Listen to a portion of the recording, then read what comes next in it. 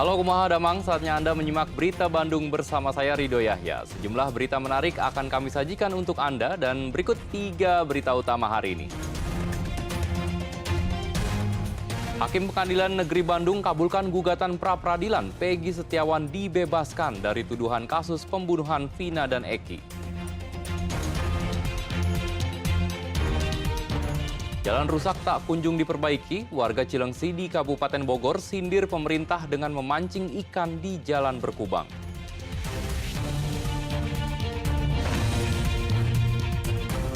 Remaja berusia 13 tahun tewas di tempat di jalur Pantura Subang setelah motornya menghantam mobil.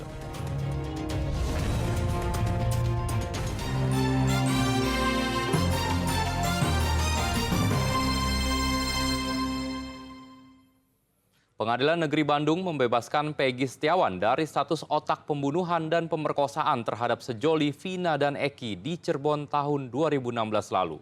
Hakim Tunggal Eman Sulaiman mengabulkan gugatan pra-peradilan penetapan Peggy sebagai tersangka dan menyatakan penetapan yang dilakukan penyidik Polda Jawa Barat tidak sah.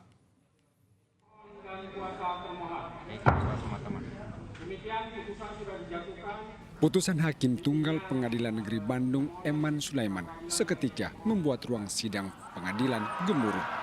Kuasa hukum dan pengunjung tak kuasa menyembunyikan rasa bahagia atas putusan tersebut karena Peggy Setiawan bisa menghirup udara bebas. Hakim Eman mengabulkan gugatan pra-peradilan penetapan tersangka Peggy Setiawan alias Perong dalam kasus pembunuhan disertai pemerkosaan terhadap sejoli Vina dan Eki di Cirebon tahun 2016 lalu. Dalam sidang putusan yang digelar Senin pagi, Hakim Eman menyatakan penetapan tersangka Peggy tidak sah dan batal demi hukum. Hakim menilai penyidik Polda Jawa Barat tidak memeriksa Peggy terlebih dahulu kepada calon tersangka. Peggy juga tidak pernah dipanggil untuk diperiksa, namun tiba-tiba saja ditetapkan sebagai tersangka. Pemohon untuk seluruhnya. 2. Menyatakan proses penetapan tersangka kepada pemohon berdasarkan surat ketetapan nomor S/10/5 Romawi S124/2024/G/Krimum tanggal 21 Mei 2004 atas nama Peggy Setiawan beserta surat yang berkaitan lainnya dinyatakan tidak sah dan batal demi hukum.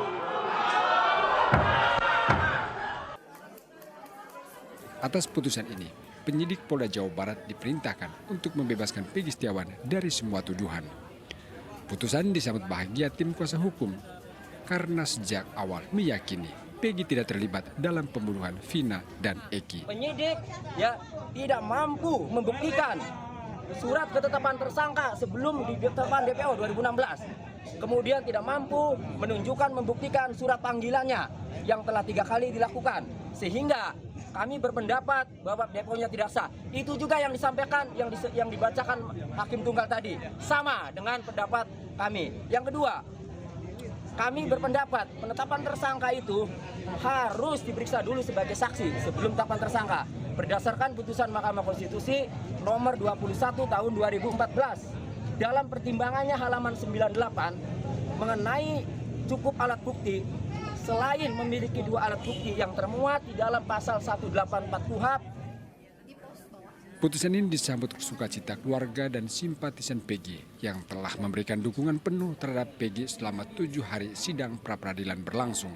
Mereka berpelukan usai sidang putusan dibacakan. Muhammad Rizal melaporkan dari Kota Bandung. Sementara Polda Jawa Barat selaku termohon menghormati putusan Pengadilan Negeri Bandung dan siap melaksanakan putusan pengadilan untuk membebaskan Peggy Setiawan.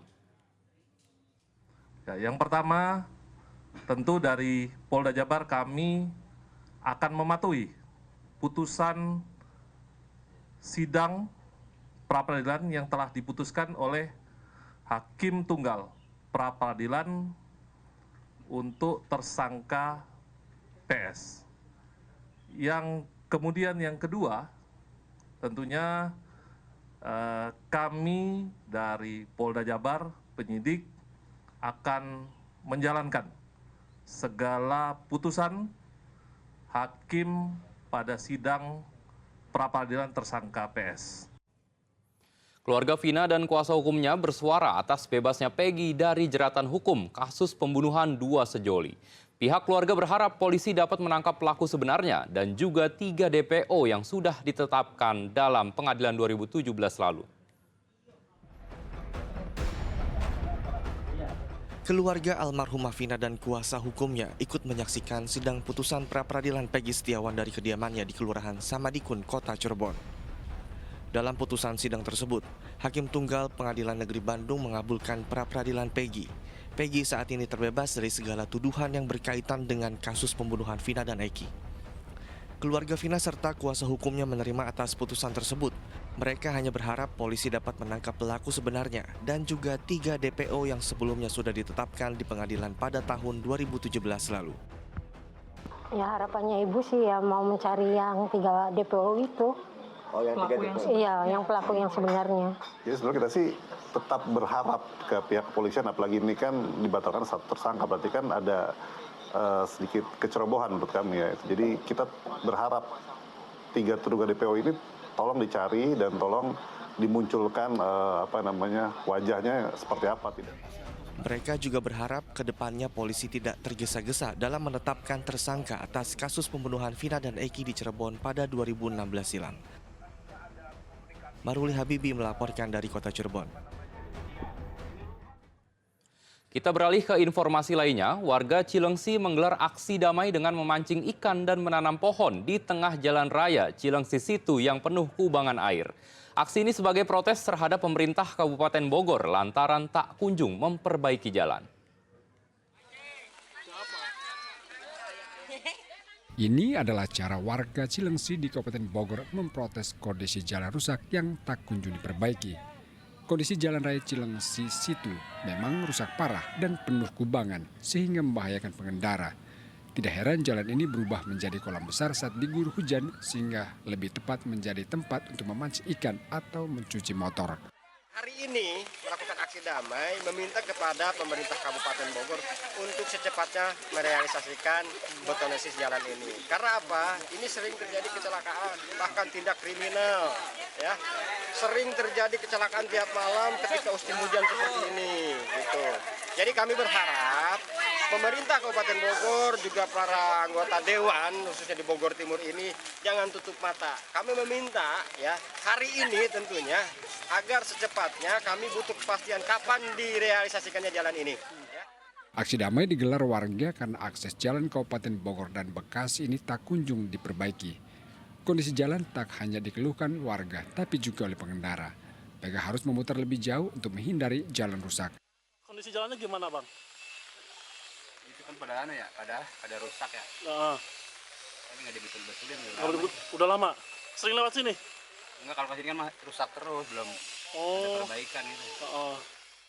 Aksi damai diharapkan menggugah pemerintah Kabupaten Bogor untuk segera melakukan perbaikan jalan. Asip Solihin melaporkan dari Kabupaten Bogor. Persiapan Pilkada Jawa Barat telah memasuki tahap pencocokan dan penelitian atau coklit daftar pemilih.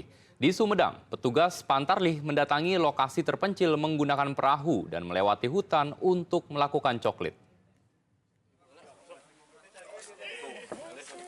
Petugas pemutakhiran data pemilih atau Pantarlih bersiap datang ke Blok Cisereh, Sumedang. Mereka menggunakan perahu untuk melintasi Waduk Jati Gede. Perjalanan petugas Pantarlih tidak sampai di sini. Setelah menyusuri waduk, petugas harus berjalan kaki sejauh 4 km melewati hutan dan jalan setapak untuk sampai ke rumah warga yang berada di kawasan terpencil. Perjuangan petugas Pantarlih untuk melakukan pencocokan dan penelitian daftar pemilih. Mereka memastikan 9 orang yang terdiri dari 5 keluarga mendapat hak pilih pada Pilkada serentak tahun 2024.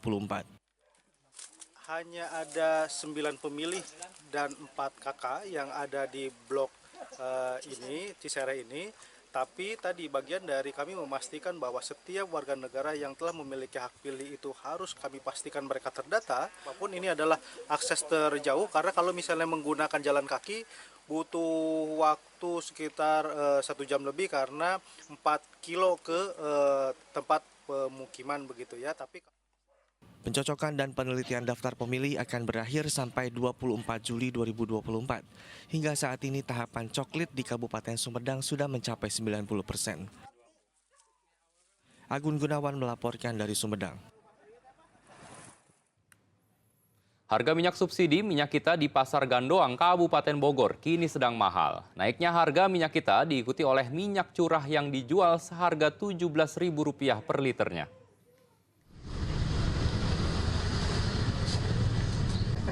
Meski pemerintah belum menaikkan harga eceran tertinggi atau HET minyak kita, pada kenyataannya harganya di Pasar Gandoang Cilengsi Kabupaten Bogor sudah naik.